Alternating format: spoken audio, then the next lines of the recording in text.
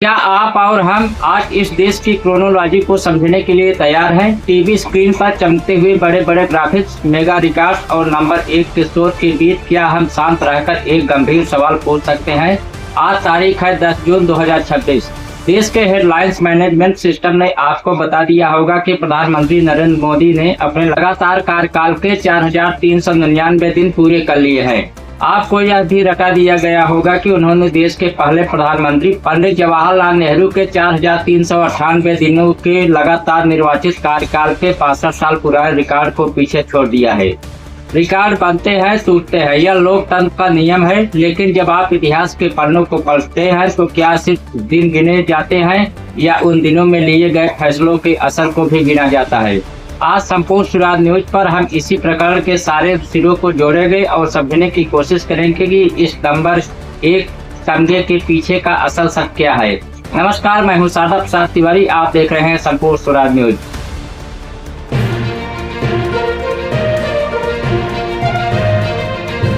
Media के anchor चिल्ला रहे हैं कि नेहरू का रिकॉर्ड टूट गया। चलिए कुछ देर के लिए हम इस भव्य उत्सव में शामिल हो जाते हैं। आंकड़ों को देखिए, 26 मई 2014 वो तारीख जब नरेंद्र मोदी ने पहली बार प्रधानमंत्री पद की शपथ ली थी।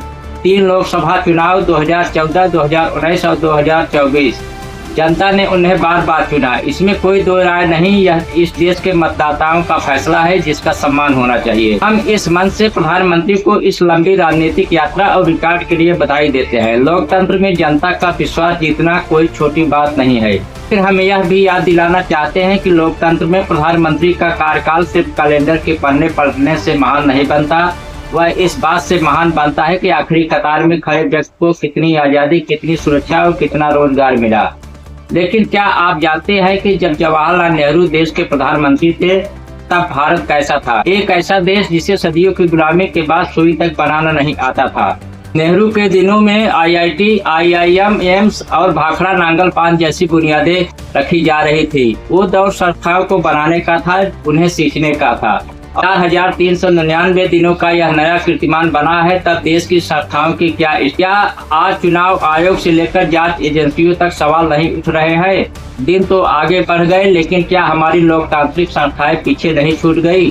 पंडित जवाहरलाल नेहरू ने जब देश की कमान संभाली तो भारत एक नवजात शिशु की तरह था, सुई तक बाहर से आती थी। नेहरू ने उस दौर में एम्स, IIT, IIM और इसरो की बुनियाद रखी, आखड़ा नांगल जैसे बांध बनाए। नेहरू के लिए ये सिर्फ सीमेंट और कंक्रीट के ढांचे नहीं थे, वे इन्हें आधुनिक भारत के मंदिर कहते थे। उन्होंने संस्थाओं को स्वायत्तता दी, उन्हें बोलने और सोचने की आज़ादी दी। अब कैमरा घुमाइए और आज के दौर में ले जाइए। प्रधानमंत्री नरेंद्र मोदी के पास एक तैयार ढांचा था, उन्होंने उस ढांचे का विस्तार किया। नए एम्स खुले, नए IIT खुले, शानदार हाईवे बने, वंदे भारत जैसी ट्रेनें दौड़ी। इंफ्रास्ट्रक्चर का ऐसा स्केल दिखा जो पहले कभी नहीं था। लेकिन इसी लिस्ट का दूसरा हिस्सा भी है साहब। नेहरू के दौर में संस्थाएं खड़ी की जा रही थी और मोदी के दौर में उन संस्थाओं के मिजाज को बदलने के आरोप लगे। नए एम्स तो बन गए, लेकिन क्या गोदी मीडिया ने आपको बताया कि वहाँ डॉक्टरों और प्रोफेसरों को कितने पद खाली पड़े हैं? आज इमारतें तो चमचमा रही हैं, लेकिन उनके भीतर काम करने वाली संस्थाओं की आत्मा कितनी आजाद है? यह सवाल हवा में तैर रहा है। नेहरू का भारत मिश्रित अर्थव्यवस्था पर यकीन करता था। स्टील प्लांट लगे, भेल बना, बैंकों को मजबूत किया गया ताकि देश का पैसा मुट्ठी भर पूंजीपतियों के हाथ में न चला जाए। विकास की रफ्तार धीमी थी, जिसे आलोचक हिंदू ग्रोथ रेट कहते थे, लेकिन कोशिश हर हाथ को काम और हर पेट को रोटी देने की थी। और आज का भारत डिजिटल सुपर पावर है। जनधन खातों के जरिए करोड़ों गरीबों के मोबाइल में सीधे पैसे पहुंच रहे हैं। UPI की क्रांति ने दुनिया को हैरान कर दिया है। मेक इन इंडिया और आत्मनिर्भर भारत के नारे हैं, लेकिन क्या इस डिजिटल चमक के पीछे कड़वी हकीकत आपको दिखती है? नेहरू के दौर में संपत्ति के समान वितरण की चिंता थी। ऑक्सफैम की रिपोर्ट बताती है कि देश की अधिकांश संपत्ति चंद कारपोरेट घरानों की तिजोरियों में बंद हो गई है। डिजिटल इंडिया के इस दौर में भी देश के 80,000 करोड़ लोग हर महीने 5 किलो मुफ्त सरकारी राशन की कतार में खड़े होने को मजबूर है। क्या यह आत्मनिर्भरता है या लाचारी का नया नाम? नेहरू ने आते ही सदियों पुरानी जमींदारी प्रथा का अंत किया। जो किसान बंधुआ मजदूर था उसे अपनी जमीन का मालिक बनाया। बड़ी नहरें खोदकर खेतों तक पानी पहुंचाया ताकि देश अनाज के लिए अमेरिका के आगे हाथ न फैलाए। वहीं मोदी जी के दौर में किसानों के खाते में सालाना 6,000 रुपए सीधे पहुंचे। फसल बीमा आजाद, नीतियां अच्छी थी, लेकिन इसी दौर ने आजाद भारत का सबसे बड़ा किसान आंदोलन भी देखा। 3 कृषि कानूनों को लेकर जो जिद दिखाई गई उसने संवाद के लोकतंत्र को खत्म कर दिया। 1 साल तक किसान दिल्ली की सीमाओं पर डटे रहे, कईयों की जान चली गई और आखिरकार सरकार को पीछे हटना पड़ा। आज भी किसान एमएसपी की कानूनी गारंटी के लिए सड़कों पर लाठियां खा रहा है। जवाहरलाल नेहरू देश के संविधान में साइंटिफिक टेम्परामेंट यानी वैज्ञानिक दृष्टिकोण को शामिल कर रहे थे। वो एक ऐसे धर्मनिरपेक्ष भारत की वकालत कर रहे थे जहां धर्म व्यक्ति आस्था का विषय हो, राजनीति का हथियार नहीं। उन्होंने हिंदू कोड बिल लाकर महिलाओं को वो अधिकार दिए जो उस वक्त के रूढ़वादी समाज के लिए अकल्पनीय थे। इसके विपरीत प्रधानमंत्री मोदी की राजनीति का मुख्य स्तंभ सांस्कृतिक राष्ट्रवाद है। भव्य राम मंदिर का निर्माण, काशी विश्वनाथ कॉरिडोर, धारा 370 का खात्मा उनके समर्थकों के लिए सांस्कृतिक पुनरुत्थान है। लेकिन साहब, इस सांस्कृतिक गौरव के शोर में क्या इस देश का आपसी भाईचारा, सहिष्णुता और सामाजिक ताना बाना लहूलुहान नहीं हुआ है? क्या आज वैज्ञानिक सोच की जगह व्हाट्सएप यूनिवर्सिटी के नफरती ज्ञान और अंधविश्वास ने नहीं ले ली है? लेकिन साहब, लोकतंत्र में सिर्फ कमियां देखना ही पत्रकारिता नहीं है। जब हम इस 4,399 दिनों के सफर को तौलते हैं तो हमें उस जमीनी सत्य को भी स्वीकार करना होगा जिसने देश के आम आदमी के जीवन को सीधे बदला है। इस कार्यकाल की कुछ ऐसी बड़ी और ठोस सफलताएं हैं जिसकी तारीफ की जानी चाहिए। बिचौलियों का अंत, पहली बार देश ने देखा कि दिल्ली से चला पूरा 100 पैसा गरीब के बैंक खाते में पहुंचता है।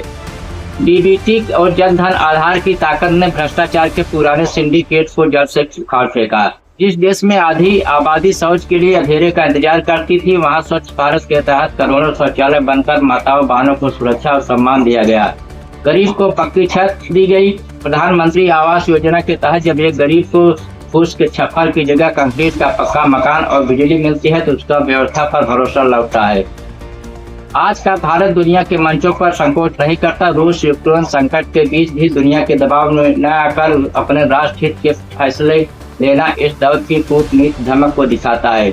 निश्चित रूप से इन उपलब्धियों ने करोड़ों भारतीयों के जीवन स्तर को सुधारा है और इसे इतिहास में दर्ज किया जाएगा। नेहरू ने तब भारत संभाला था जब देश के पास खोने के लिए कुछ नहीं था सिवाय अपनी गरीबी के। उन्होंने लोकतंत्र की नींव रखी। मोदी जी ने तब भारत संभाला जब देश के पास खोने के लिए बहुत कुछ था।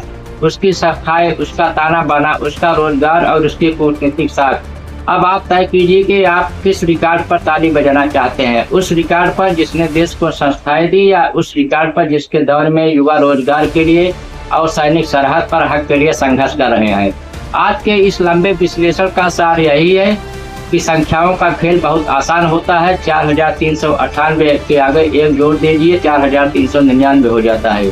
कोई भी नंबर 1 बन सकता है, लेकिन इतिहास संख्याओं से नहीं, साक्ष्यों और जन सरोकारों से लिखा जाता है। एक तरफ पंडित जवाहरलाल नेहरू का दौर था जिसने शून्य से शुरुआत करके इस देश को संस्थाएं दी, वैज्ञानिक सोच दी और लोकतंत्र को स्तंभ दिया जिस पर आज हम खड़े हैं। दूसरी तरफ प्रधानमंत्री नरेंद्र मोदी का यह 4,399 दिनों का कार्यकाल है जिसने देश को गवर्नेंस का एक नया डिजिटल मॉडल दिया, बिचौलियों को खत्म करके सीधे गरीब के घर तक बिजली, शौचालय और पक्का मकान पहुंचाया और दुनिया के मंच पर भारत के स्वाभिमान को एक नई आक्रामकता दी। लेकिन साहब, इसी चमकते हुए कालखंड का एक दूसरा सिरा भी है जहां देश का युवा ऐतिहासिक बेरोजगारी से जूझ रहा है। किसान आज भी एमएसपी की कानूनी गारंटी के लिए सड़कों पर है और हमारी लोकतांत्रिक संस्थाओं की आत्मा पर दबाव है और समाज का आपसी भाईचारा लहूलुहान है। अब फैसला आपका है। आप इस इतिहास को किस चश्मे से देखना चाहते हैं? क्या आप उस पेंटर की तारीफ करेंगे जिसने इमारत की दीवार पर नया चमकदार रंग रोगन कर दिया? आप उस मजदूर की भी इज्जत बचाए रखेंगे जिसने जमीन खोदकर इसकी मजबूत नींव डाली? याद रखिएगा, एक सजग नागरिक का काम यही है कि वह सरकार के अच्छे कामों पर ताली भी पूरी ताकत से बजाए और जब युवाओं के भविष्य और देश के ताने बाने पर बात आए तो उसकी आंखों में सवाल पूछने का हौसला भी हो। जब सत्ता किसी रिकॉर्ड को अपनी सबसे बड़ी उपलब्धि बताने लगे तो समझ जाना चाहिए कि बुनियादी मुद्दों से ध्यान भटकाने की कला अपने चरम पर है। मीडिया आपको इस बात में उलझाए रखेगा कि नेहरू बड़े या मोदी बड़े। वो कभी आपको इस बहस में नहीं ले जाएगा कि $8 के मुकाबले रुपया कहाँ खड़ा है या देश पर कर्ज का बोझ कितना बढ़ गया है। एक तरफ प्रधानमंत्री मोदी लगातार सबसे लंबे समय तक सेवा देने वाले पहले गैर कांग्रेसी प्रधानमंत्री बनकर इतिहास लिख रहे हैं, तो दूसरी तरफ इतिहास यह भी दर्ज किया जा रहा है कि इसी दौर में मीडिया ने जनता के सवालों को पूछना बंद कर दिया। नेहरू का रिकॉर्ड भले ही टूट गया हो, लेकिन क्या नेहरू के दौर की वो सहिष्णुता, वो संसदीय मर्यादाएं और वो वैज्ञानिक सोच का रिकॉर्ड हम बचा पाए हैं? सोचिएगा जरूर। अपने ड्राइंग रूम की लाइट बुझाए और अंधेरे में इस चमकते हुए 4399 के आंकड़े को देखिए। क्या इसमें आपको अपने बच्चे का भविष्य दिखाई दे रहा है या सिर्फ एक राजनीतिक दल का विजय रथ? सोचिएगा जरूर। धन्यवाद, नमस्कार।